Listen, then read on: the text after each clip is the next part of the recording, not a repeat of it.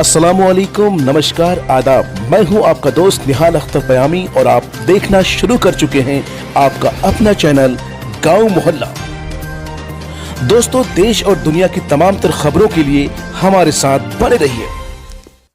आमतौर पर ऐसा नहीं होता है कि दो नेत्रियां एक साथ हो, दो प्रतिद्वंदी एक साथ हो, दो दावेदार एक साथ हो। जी हाँ, सही सुन रहे हैं आप। जैसा कि आपको मालूम है, बिहार विधानसभा चुनाव को लेकर गहमा-गहमी का माहौल है और ख़ासकर किशनगंज ज़िला के ठाकुरगंज विधानसभा क्षेत्र में तो साहब 5 से 6 लोगों ने दावेदारी पेश करती है। मेरे साथ इस वक्त मौजूद हैं मोहतरमा पम्मी बेगम साहिबा और डॉक्टर तारा श्वेता आर्या जी।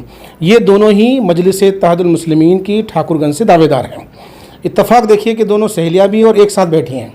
सीधे तौर पर हम दोनों से एक ही सवाल करना चाहेंगे कि भाई आप इलेक्शन क्यों लड़ना चाहती हैं? जी मैडम, बताएं।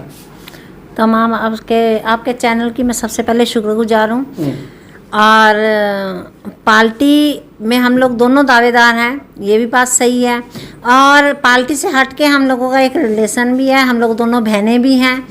और अगर तारा जी भी उस ठाकुरगंज से आती है तो वेलकम है, अगर मेरे को मिलता है तो तारा जी भी वेलकम करेंगी। इसमें हमारे में कोई वो नहीं, क्योंकि हम लोग दोनों बहनों ने समाज की सेवा करनी है। हम लोगों को एमएलए बन के अपने घर गर्म नहीं करना, अपने इलाके का दर्द।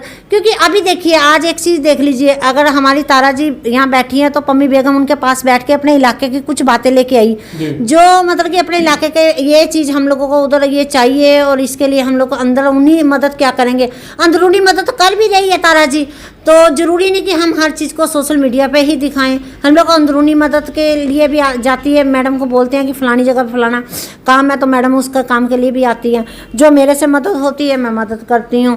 तो इसमें हम लोगों में दोनों में आपस में कोई तकरार नहीं है। और तारा जी को अगर ठाकुरगंज से टिकट मिलती है तो भी पम्मी बेगम साथ है, पम्मी बेगम को मिलती है तो तारा जी साथ है। चलिए मैडम, इन्होंने बेहद साफ गोई के साथ सच्चे दिल से इन्होंने कहा कि अगर टिकट उन्हें मिलता है तो आपको उनका वेलकम करना चाहिए, आपको मिलता है तो ये आपका वेलकम करेंगी। आप क्या करेंगे? जी, पहले तो अस्सलाम वालेकुम, नमस्कार, आदाब।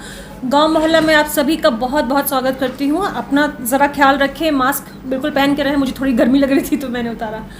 जी, जहाँ तक बात विधानसभा चुनाव की है और टिकट की, तो मैं चाहूँगी कि किसी भी तरह से महिलाओं का जो है अब रिप्रेजेंटेशन जो होता है पार्लियामेंट में हो या किसी भी पॉलिटिकल फील्ड में हो, वो बढ़े।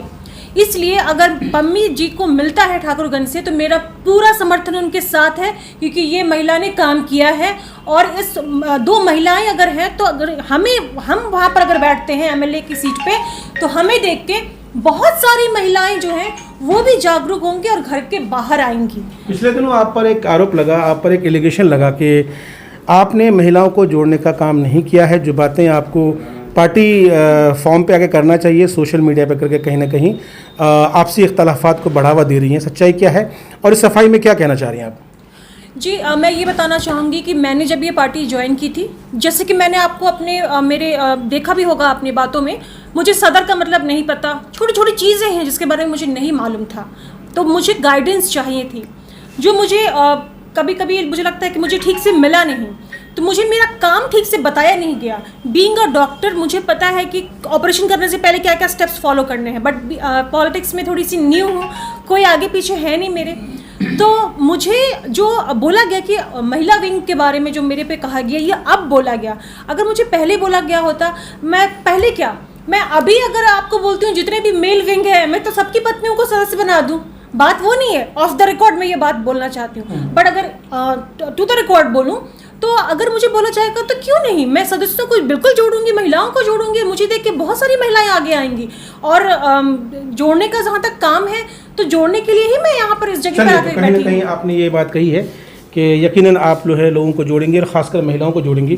पम्मी बेगम साहिबा जी, आप प्रखंड अध्यक्ष हैं, आपसे जानना चाहूँगा कि महिलाओं के लिए आपने कितना काम किया है और कितनी महिलाओं को पार्टी से जुड़ी हैं और ओवरऑल कितनी मेहनत आपने की पार्टी के लिए? जी, हम लोग शुरू से पार्टी के लिए मेहनत करते आए हैं और मेहनत करते रहेंगे। और रह गया मैं प्रखंड अध्यक्ष हूँ। प्रखंड अध्यक्ष होने के नाते जहाँ पे मतलब कि पंचायतों के ऊपर अध्यक्ष, वार्ड के ऊपर अध्यक्ष, लेडीज़ को बनाना, ये सब मैं अपना काम दिगल बैंक ठाकुरगंज में कर चुकी हूँ।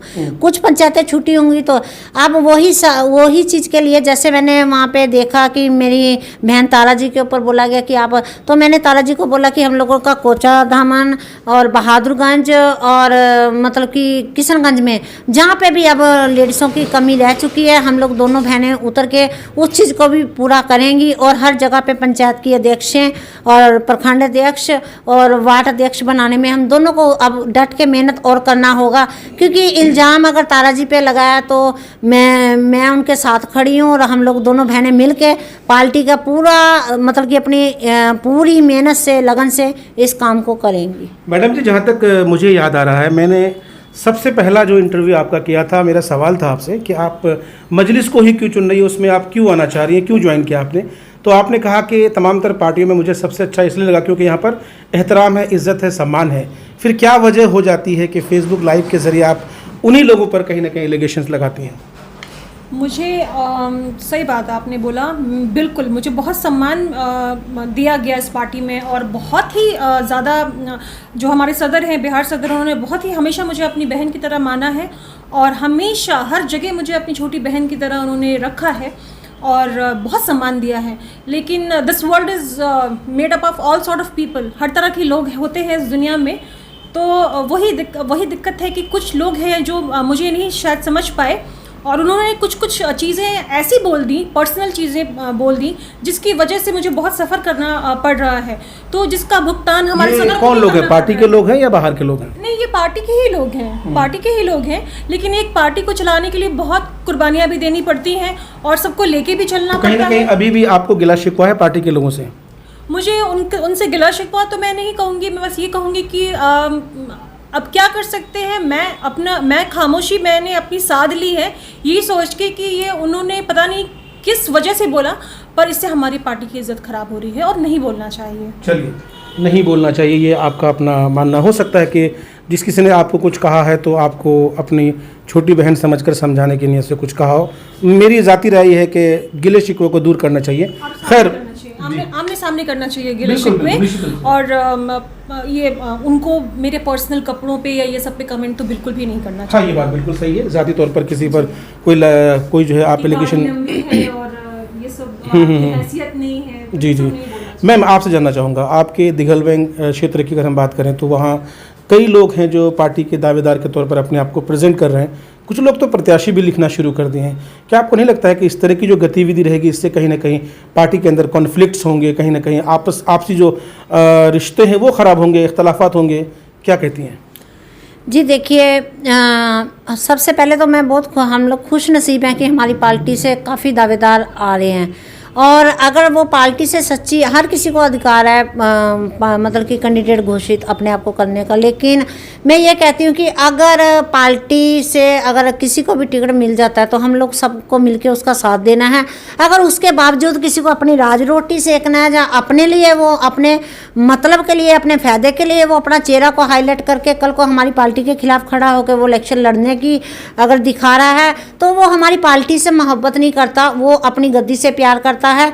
और जहाँ तक मैं बताती हूँ कि हमारी पार्टी में हम दो महिला, मैं महिला के बगल पास में बैठ के महिला का जितना खुल के मैं महिला से बात कर सकती हूँ उतना मैं जेंट्स से नहीं कर सकती। तो हम दोनों बहनों ने ये आपस में अभी बात किया है कि हम लोगों के मानते हैं, हम लोग पार्टी से प्यार करते हैं, क्योंकि हमने बहुत मुश्किल से इस पौधे को लगाया है। आज फल खाने के टाइम हम लोग इस पौधे को कटने नहीं देंगे। आज हम लोग इसकी छाया को, अगर सहारे की ज़रूरत पड़ेगी तो एक साइड से तारा जी हाथ लगा के खड़ेंगी और एक साइड से मैं खड़ूंगी, उस पौधे को हम खड़ा रखेंगे। क्योंकि हमने बहुत मुश्किल से इस पेड़ को लगाया था। वो भी हालात याद हैं कि जब हम लोगों को कोई बैठने को नहीं देता था। और आज हमारी पार्टी से बहुत कैंडिडेट पे कैंडिडेट आ रहा है। कोई किस तरीके की सवाल आपने जैसे बोला तो मैं भी इसके चैनल के माध्यम से बोल देना चाहती हूँ, कई लोग ऐसे भी कैंडिडेट हमारे बीच में हैं जो मतलब कि हमें पैसे का घुमान दिखा रहे हैं। तो मेरे पास पैसा है, मेरे पास ये है, मेरे पास वो है। या पैसे पे नहीं, लोगों को जो हम प्यार से जीत सकते हैं आप पैसे से जीत के दिखाइए। लोग इतने बिके हुए, इतने वो नहीं है कि आपके पैसे को देख के बिक जाएंगे। जो ये पब्लिक है ये प्यार की भूखी है। और आप ही देख लीजिए, आप देख भी रहे हैं 15 दिन पहले इलेक्शन में डॉक्टर जावेद साहब आते हैं और जीत के चले जाते हैं। आज पब्लिक के क्या हालात है, सही तरीके से वो फ़ोन पे बात भी नहीं करते, उल्टा बदतमीजी से बात कर रहे हैं। तो ये पता है कि अगर हमारे अख्तर इमाम साहब जीते होते तो इंशाअल्लाह हर किसी का दर्द में आज शामिल होते। आप क्या कहती हैं डॉक्टर जावेद साहब के बारे में? मैं उनको अभी एक ऑडियो उनका वीडियो की शक्ल में आ रहा है, सोशल मीडिया पे काफ़ी वायरल हो रहा है, उसको लेकर कुछ कहना चाहती हैं?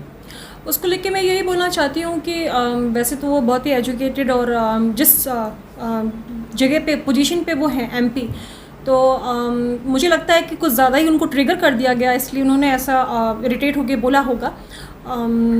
एनीवेज वो हमारे एमपी हैं और हमें उनकी इज़्ज़त करनी चाहिए और ऐसे वायरल नहीं करना चाहिए ऑडियो को।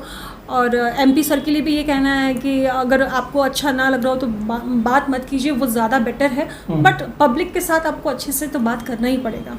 चलिए मैडम, एक महत्वपूर्ण सवाल है और इसी सवाल के बाद मैं इंटरव्यू ख़त्म कर दूंगा। बहुत महत्वपूर्ण सवाल ये है कि सीमांचल के किशनगंज की अगर बात की जाए, किशनगंज लोकसभा की बात की जाए, तो यहाँ एक सीट महिला के लिए रिजर्व रखा है MIM ने।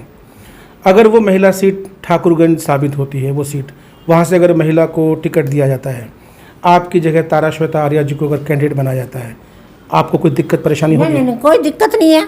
तारा जी पटना में लड़ेंगी, पम्मी बेगम दिगल बैंक और ठाकुरगंज का काम ला के तारा जी को करेंगी। हम आपस में एक दूसरे की चोटम छोटी हो जाएंगे, लेकिन इलाके को दर्द नहीं बर्दाश्त होने। चलिए यही सवाल मैं आपसे जानना चाहूँगा, अगर उम्मीदवार इन्हें बनाया जाता है आपको कोई दिक्कत? No, I will be very happy अगर इनको उम्मीदवार बनाया जाए, क्योंकि मैं चाहती हूँ कि महिलाओं की भागीदारी अब पॉलिटिक्स में बढ़े। और हम लोग सिर्फ 9% क्यों हैं, मैं चाहती हूँ ये बढ़े और हमारी महिलाएं भी आगे आएँ और आके राजनीति में अपनी दावेदारी को साबित करें।